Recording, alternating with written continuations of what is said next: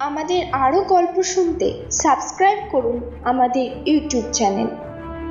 ধরুন আপনার অপছন্দের কোনো এক বীভৎস মুখের লোক সবসময় আপনার পিছন পিছন ঘুরছে। সেই বীভৎস মুখের দিকে তাকিয়ে আপনি আতঙ্কিত হয়ে ওঠেন। হঠাৎ যদি সেই মুখ আপনার মুখের ঠিক সামনে এসে উপস্থিত হয়, তাহলে আপনার অবস্থা কি হবে ভাবুন। শুনতে থাকুন মানবেন্দ্র বন্দ্যোপাধ্যায়ের কাহিনী মুখ।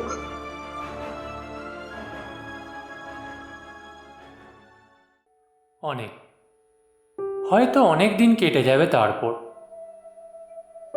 শেষে একদিন একটি সোনালি বিকেলে হয়তো সীতাও নিঃশেষে ফুরিয়ে যাবে। আর সে ঝরে যাওয়ার পরে কেউ কি মনে রাখবে যে এখানে একদা ভোরবেলাকার শিশির সূর্যের ছোঁয়া পেয়ে ঝলমল করে উঠেছিল? শুধু সেই দিনকার সেই শিশিরের স্মৃতিতে দিন কয় হয়তো তাকিয়ে থাকবে নির্জন শিশু গাছটা। তারপর এক সময়ে, শীতের সময়, শিশু গাছের পাতা ঝরবে টুপটাপ করে। পড়ন্ত রোদের মিষ্টি আভার দিকে তাকিয়ে কিছুকাল মোহমান হয়ে থাকবে গাছটি। তারপর একদিন সকালের লালে সে নিজেই অবাক হয়ে যাবে। নতুন সবুজ পাতার রঙে রঙে উজ্জ্বল হয়ে উঠবে। তখন আর সেই নীল নির্জন মুহূর্তের কথা মনেও থাকবে না তার। জানলার কাঁচের ওপাশে বিকেলের রোদ, এপাশে মার্বেল পাথরের মেঝে তারই চৌকো আলো। সাদা নরম দুধের বিছানা থেকে উঠল সীতা। রুগ্ন পাণ্ডুর বিরং হাতে খুলে দিল জানলাটা। নিটোল একটি বিকেল গড়িয়ে পড়ল মার্বেল পাথরের মেঝে। জানলার শিক ধরে দাঁড়িয়ে রইল সীতা। সেদিকে তাকিয়ে থাকলো কিছুক্ষণ। সুরকি ঢালা ফুলের কেয়ারি করা লন, দীর্ঘ একসার বন ঝাউ, লম্বা ঝাঁকবাঁধা বাদাম, আম গাছের সবুজ পাতার ছায়ার আলপনা, শঙ্খলতা রাজকন্যার দীর্ঘল নরম আঙুলের মতো সোনালি রঙের চাপা গাছ, গাড়ি বারান্দা, লন পেরিয়ে ফটো। উফ, কতদিন হলো সীতা বেরোয়নি বাইরে। অনেক দিন বাদে সেদিন ফটক পর্যন্ত গিয়েছিল। মালিকে ডেকে কিছু একটা বলতেও যাচ্ছিল, ঠিক সেই সময়ে সেই মুখটা চোখের সামনে অসহ্য স্পষ্ট হয়ে ওঠায় কিছুই করতে পারেনি সে। ভয়ে বিবর্ণ হয়ে গিয়ে ফিরে এসেছিল। মার্বেল পাথরের বারান্দা পেরিয়ে সিঁড়ি দিয়ে উঠে এসে ঢুকেছিল তেতলার এই ঘরটায়। তারপর নিজেকে এলিয়ে দিয়েছিল সাদা রবারের ফেনায় জমানো বিছানায়। বালিশে মুখ গুঁজে অনেকক্ষণ ফুঁপিয়ে কেঁদেছিল সেদিন সে। কি বা করতে পারে এছাড়া? লাইব্রেরি থেকে প্রায় প্রত্যেক দিনের ডাকেই নতুন নতুন বই আসে। সুন্দর ঝকঝকে কাঁচের মতো সেলোফেনে মোড়া বই, দামি দামি। কত কি যে লিখতে পারে লোকে। আজকাল সীতার আর পড়তেও ভালো লাগে না, একঘেয়ে লাগে। পানসে লাগে খবর কাগজ। চুপ করে কতক্ষণই বা আর ভাবা যায়। মাথাটা ঝিমঝিম করে ওঠে। শীর্ণ গালবে ধারাপাত হয় শ্রাবণের। তারপর ঠোঁটে যখন সেই জল এসে পড়ে, তখন বালিশে মুখ গুঁজে পড়ে থাকা ছাড়া কি আর করবার থাকে গো। এত বড় বাড়িটা কি নির্জন। সীতা জানলার শিক থেকে হাতটা সরিয়ে আনলো, আকাশ থেকে ফিরিয়ে আনলো চোখটা। তাকালো ঘরের দেয়ালে, দেয়ালে এবং ঘড়িতে। বিকেল তখন। তাকালো সরোজের অয়েল পেন্টিংটার দিকে। সুন্দর স্বাস্থ্যবান সরোজ। তাকালো টেবিলে, ফুলদানিতে একগুচ্ছ রজনীগন্ধা, নতুন ফুল। কখন যে মালি এসে ফুল বদলে দিয়ে গেছে জানে না সীতা। হয়তো ঘুমিয়েছিল তখন। সাদা টেবিল ক্লথটায় সুন্দর একটা নকশা কাটা, সাদা লেসের, সীতারই করা। পায়ে পায়ে টেবিলটার কাছে এগিয়ে এলো সীতা। সাদা শীর্ণ হাত বুলিয়ে নিল নকশাটার ওপর। কী করবে সীতা এখন? ঘরটা আবছা হয়ে আসছে অন্ধকারে, সন্ধে নামছে তেতলার এই ছোট্ট ঘরটায়। আলোটা জ্বালালো সীতা। বোতাম টিপতেই ঝলমল করে উঠল সারা ঘর। এমনি করেই হয়তো উজ্জ্বল হয়ে উঠতে পারত সীতার জীবন। টেবিলের ডয়ার খুলল সীতা। একটা চৌকো নীল কাগজের বাক্স, চিঠি। আলগোছে একটা চিঠি তুলে নিল সীতা। কালির রং এখনো তো বিবর্ণ হয়নি। চিঠির মসৃণ কাগজটায় এখনো হালকা একটা মিষ্টি গন্ধ লেগে আছে। তবে কেন সীতার সব ফুরিয়ে গেল? কেন ফুরিয়ে গেল সীতার সব কিছু? বিয়ের রাতে বিকাশ সীতাকে পাঠিয়ে দিয়েছিল চিঠিগুলো। স্পষ্ট তীক্ষ্ণ অক্ষরে লিখে দিয়েছিল একটা ছোট্ট মন্তব্য। এখন আর কি দরকার আমার এই চিঠিগুলো? তোমার চিঠি তোমারই থাক। বিয়ের রাতের কথা মনে পড়তেই ফ্যাকাশে হয়ে এলো সীতার শীর্ণ মুখ। তারপর আলতো হাতে একটা নীল কাগজ তুলে নিল সীতা। আবার পড়ল নিজের লেখা অনেকবার পড়া চিঠিটা। অনেকদিন পর চিঠি লিখতে বসে ভাবছি, সবই তো বলা হয়েছে, তবুও কেন আমার আকুলতা কমলো না? প্রত্যেক ভোরে কোথায় যে ফুল পাই পূজারি, অথচ ফুল ছাড়া তার পুজো সারা হয় না। হে সোনা, আমার হয়েছে মুশকিল। আমি চাই তোমাকে কিছু বলতে, এমন কিছু যে আমার ভাবনাটাকে সুন্দরতর করে গোছানো যায়, গুছিয়ে তোমার কাছে মেলে ধরা যায়, কিন্তু বড় এলোমেলো হয়ে পড়ে। কত কথায় যে কত সময় ভাবি, তুমি যদি কোনো রকমে আমার মনে একবার ঢুকতে পারতে, অবাক হয়ে যেতে। তবে অসম্ভব মন কেমন করছে তোমার জন্য।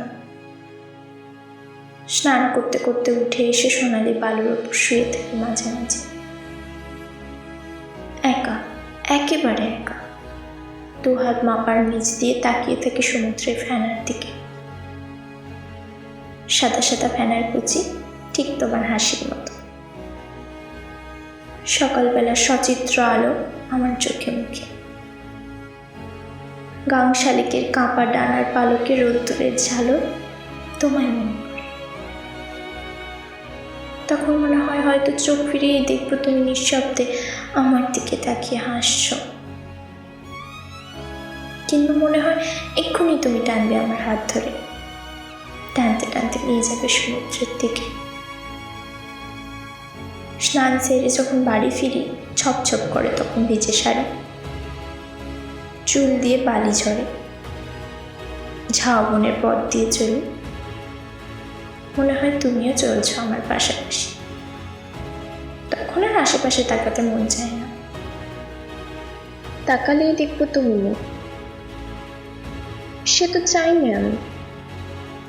তুমি আছো, তুমি আছো আমার পাশে, আকাশের নীলে, হাওয়ায়, সবখানে আমার মনে।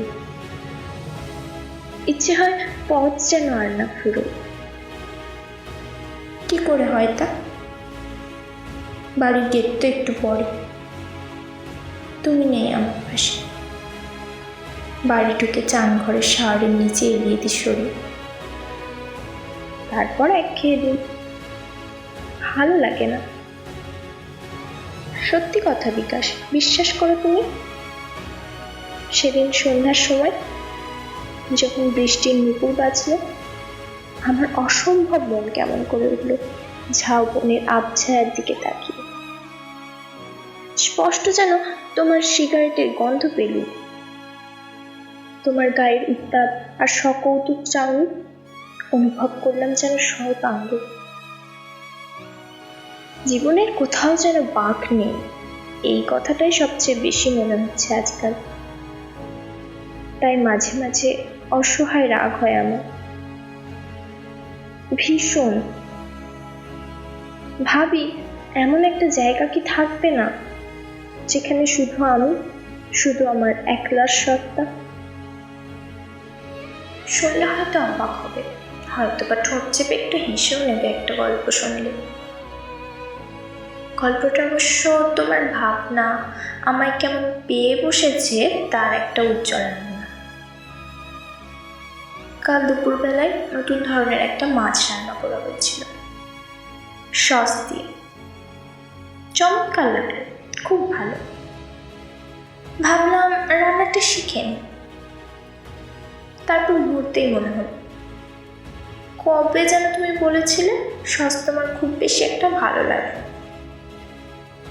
তবে আর শিখে কি লাভ, কোনো উৎসাহ আর আমাকে ধন্য করতে পারল না। শেখা হলো না রান্নার কায়দাটা।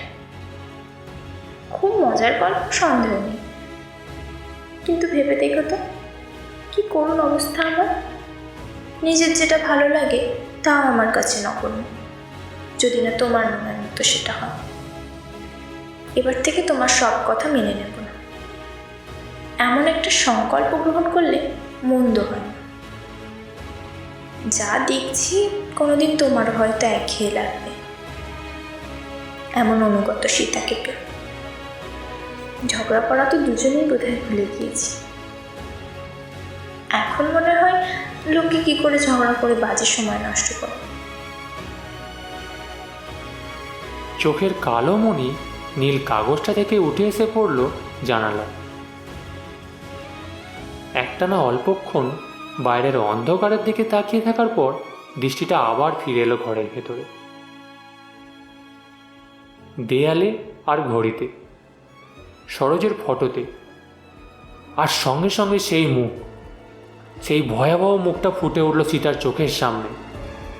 তাড়াতাড়ি টেবিলের ওপর দেরাজ বন্ধ করল সীতা। দৃষ্টিকে নামিয়ে আনতে চাইল সরোজের ফটোটা থেকে, কিন্তু পারল না। চুম্বনের মতো আকর্ষণ করলো একটি মুখ, ভয়াবহ মুখ। পরক্ষণে সরোজ তার স্টাডি থেকে শুনতে পেল চিৎকারটা, যে চিৎকারটা আজকাল নিয়মিতই হয়ে উঠেছে। ওই যে, ওই যে। ছুটে এসে ঘরে ঢুকলো সরোজ, তেতলার ঘরটায়। আবার অজ্ঞান হয়ে পড়ে গেছে সীতা মেঝের ওপরে। সন্ধে 7টার সময় ডাক্তার রায় আসবেন। 1 মিনিট এদিক ওদিক হবার উপায় নেই, ভারী কড়ালো। তিনি একাই রোগীর সঙ্গে কথা বলবেন, ঘরে আর কেউ থাকবে না। মানসিক চিকিৎসার ধারাই নাকি এইরকম, ডাক্তার রায় আগেই জানিয়েছেন। সীতার বিছানার পাশে সরোজ বসেছিল। সীতার জ্ঞান হয়েছে বটে, কিন্তু চোখ বুজে শুয়ে আছে সে। 7টা বাজতে 15 মিনিট বাকি। চাকর এসে খবর দিলে ফোন এসেছে। পা টিপে টিপে সন্তর্পণে সরোজ ঘর থেকে বেরিয়ে গেল। সীতা বিছানায় পাশ ফিরল। মাথার মধ্যে কীরকম একটা অস্বস্তি হচ্ছে, ঠিক যন্ত্রণা নয়, কিন্তু যন্ত্রণার চেয়েও যেন খারাপ। দেখল ঘরে কেউ নেই। সরোজ বোধহয় কোনো কাজে বাইরে গেছে। টেবিলের ওপরের ফুলদানির রজনীগন্ধা এখন গন্ধ ছাড়তে শুরু করেছে। পর্দার ফাঁকে এক ঝলকা হাওয়া এসে ফুলের গন্ধ সারা ঘরে ছড়িয়ে দিল। দেয়ালের ঘড়িতে 7টা বাজতে 13 মিনিট বাকি। নিঃশ্বাস ফেলতে অসুবিধা হচ্ছে সীতার। রুমালটা নিয়ে ও ঘামে ভেজা কপালের ওপর বুলিয়ে নিল। রুমালে ল্যাভেন্ডারের ভিজে ঠান্ডা গন্ধ। বোতাম টিপে সীতার কথা মতো ঘরের আলো নিভিয়ে দিয়েছিল সরোজ। চোখে আলো এসে বড় লাগে। ঝোলানো বারান্দার ক্ষীণ আলো এসে পড়েছে পর্দার ফাঁক দিয়ে। সন্ধ্যার অন্ধকারে অস্পষ্টের মতো ঘরের সমস্ত জিনিস। একটা গভীর নিঃশ্বাস ফেলে সীতা পাশ ফিরে শুল। সন্ধ্যার অন্ধকারে মাথার কাছে বিছানার পাশে সন্তর্পণ পায়ে যেন কে এসে দাঁড়ালো। চোখ বুঝেই সীতা জিজ্ঞাসা করলো, কে? নরম গলায় উত্তর এলো, ব্যস্ত হবেন না, যেমন শুয়ে আছেন থাকুন। আচ্ছা, আপনার অসুখের সব কথা আমার কাছে খুলে বলুন তো, কিছু বাদ দেবেন না। ডক্টর রায়, বসুন। থাক, যেমন চোখ বুজে শুয়ে আছেন থাকুন। মাথার ভেতর খুব অস্বস্তি হচ্ছে সীতার, আর সহ্য হয় না। আচ্ছা শুনুন তাহলে, সব কথাই বলছি। প্রায় 4-5 মাস হলো এ ব্যাপারে শুরু হয়েছে। কদিন গীতবিতানের সঙ্গীত সম্মেলন থেকে ফিরছি, রাত প্রায় 8টা। সার্কুলার রোড আর চৌরঙ্গীর মোড়ের কাছে আমার গাড়ি দাঁড়ালো লাল আলোর জন্য। হঠাৎ দেখি গ্যাস পোস্টের নিচে একটা লোক আমার দিকে কড়া চোখে তাকিয়ে আছে। এত খারাপ লাগলো, ভীষণ রোগা লম্বা চেহারা, একদিকে চোখ ঝুলে নেমে আসছে, কপালের ওপর এলোমেলো চুল, খোঁচা খোঁচা দাড়ি, চোয়ালটা যেন আলগা, যেন অন্য কারো। মুখটা হাঁ হয়ে গেছে, জিভও একটু বেরিয়ে রয়েছে। আপনি তো বেশ ভালোই লক্ষ্য করেছিলেন। হ্যাঁ, আর তাছাড়া একবার তো শুধু দেখিনি, তারপর অনেকবার। এত ভয় করছিল তখন, লোকটা আমার দিকে বিশ্রী উঁচু নিচু দাঁত বের করে হাসছিল। ময়লা ছেঁড়া সুট খায়ে ছলমাল করে আলগা হয়ে ঝুলছিল। ভয়ে শরীর আমার যেন কাঁটা দিয়ে উঠল। ড্রাইভারকে তাড়াতাড়ি গাড়ি চালিয়ে যেতে বললাম, কিন্তু সেই বিশ্রী ভয়ানক চোখ আমার স্বপ্ন জাগরণ হয়ে থাকলো। কখনো লোকটাকে দেখিনি, তবু বারবার মনে হতে লাগলো তাকে যেন চিনি। কিরকম বিশ্রী ভিজে ভিজে ফ্যাকাশে মুখ। তারপর একটু দম নিল সীতা। কপালে তার ঘামের বিন্দু বিন্দু ফোঁটা দেখা দিয়েছে। বোঝা চোখের দুপাশে গালের রগ স্পষ্ট হয়ে উঠেছে, নীল রগ। একটা হাত বালিশের তলায় গুঁজে সীতা বলতে থাকলো, তারপর যখনই বাড়ি থেকে বেরোই মনে হয় লোকটা বোধহয় আমার জন্য কোথাও দাঁড়িয়ে আছে। নিউ মার্কেট থেকে কিছু জিনিসপত্র কিনে হয়তো গাড়িতে উঠতে যাব, এমন সময় হয়তো চোখে পড়লো সেই লোকটা গেটের কাছে দাঁড়িয়ে আমার দিকে মিটমিট করে তাকাচ্ছে। কিংবা কখনো অপলক স্থির চোখে। আমি হয়তো তখন তাড়াতাড়ি গাড়ির দরজা বন্ধ করে দিলাম। তারপর থেকে মনে এক করুণ ভয় হলো। অনেকদিন অনেক পথের মোড়ে দেখতে পেলাম এই লোকটাকে। একদিনের কথা বলছি, এক বান্ধবীর বাড়ি গিয়েছিলাম। সন্ধ্যের পর বান্ধবীটি আমার বাড়ির কাছে নামিয়ে দিয়ে গেল। নির্জন শব্দহীন পথ, শুধু মাঝে মাঝে গ্যাসের আলো।